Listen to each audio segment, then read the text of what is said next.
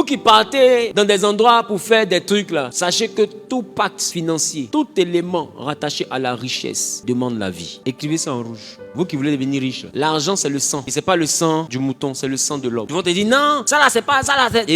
L'argent c'est le sang de l'homme. C'est pourquoi j'ai parlé de masterclass sur comment vendre son âme au Dieu d'Abraham. Parce qu'il y a des prospérités que tu n'auras pas si ton sang n'est pas vendu. Ce qui est bien, c'est que ceux qui souvent s'inscrivent, ils vont réaliser que ce à quoi d'autres pensent là, c'est pas ça. Parce que Jésus a dit un homme ne va pas au ciel s'il ne mange pas ma chair, s'il ne boit pas mon sang. Dès qu'il a fini de dire ça là, il avait 70 disciples, il y a 58 qui sont partis. Voilà un sataniste, il veut nous faire boire son sang, il nous fait manger sa chair. Ils sont partis. Devant là-bas, avant de mourir, il dit prenez ce pain, ceci est mon corps. Prenez ce vin, ceci est mon sang. Donc sang et puis chair là, c'était du pain et vin. Ils ont déjà fui. Comment ils font pour revenir?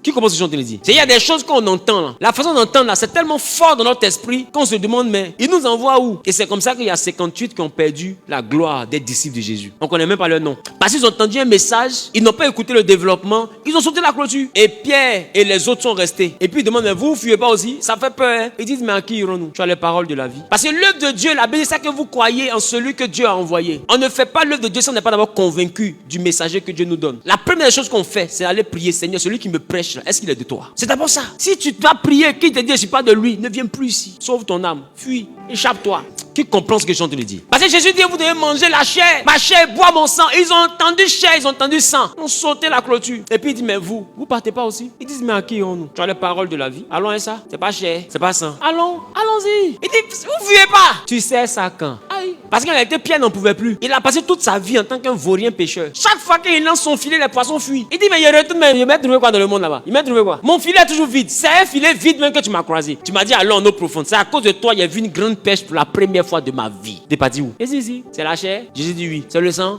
Il dit oui. Il dit, voilà mon assiette. Faut servir en côté ici. Il dit waouh. Vous voulez rester? Il dit on reste. Et puis ils ont avancé. Et puis le jour où ils devaient servir la chair, et puis le sang là est arrivé. Ce jour-là, ils sont à table. Il dit maintenant je vais vous servir.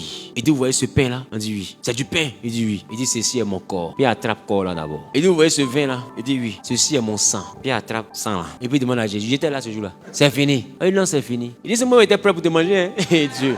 Moi.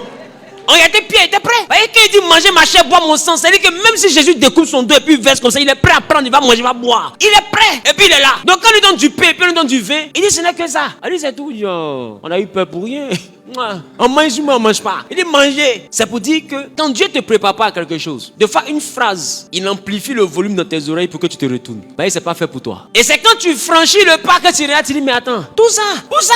Tu dis non mais ils ont fui pourquoi? Ils n'ont pas fui. La Bible dit ceux qu'il a appelés. Ceux qu'il a appelés, il les a rendus semblables à l'image de son fils. Il y a l'appel. Il y a beaucoup d'appelés, mais il dit il y a peu d'élus. Il faut bien un filtre pour que tous les appelés ne soient pas des élus. Nous ne sommes pas l'église des appelés du Saint-Esprit. C'est pourquoi nous, là, on passera toujours par des filtres. Habituez-vous à ça. Non, on n'est pas des appelés. Nous ne sommes pas une assemblée qui est appelée à remplir des stades. Nous sommes des élus. Donc, on a un message d'élite. Tout le monde ne peut pas écouter notre message là. Tout le monde ne peut pas. Tout le monde ne peut pas s'exposer à ce message. Tout le monde ne peut pas. Pendant que ça va faire fuir les appelés, ça va attirer les élus. Il y a des gens qui vont dire, mais depuis qu'ils touchent à la même là, c'est maintenant, mais ils m'intéressent. Parce qu'eux, ils sont élus pour ça. Ils sont élus pour ça. Mais vous devez introduire dans votre mindset ce que j'appelle le monde aquatique. Est-ce que je parle à quelqu'un? Amen.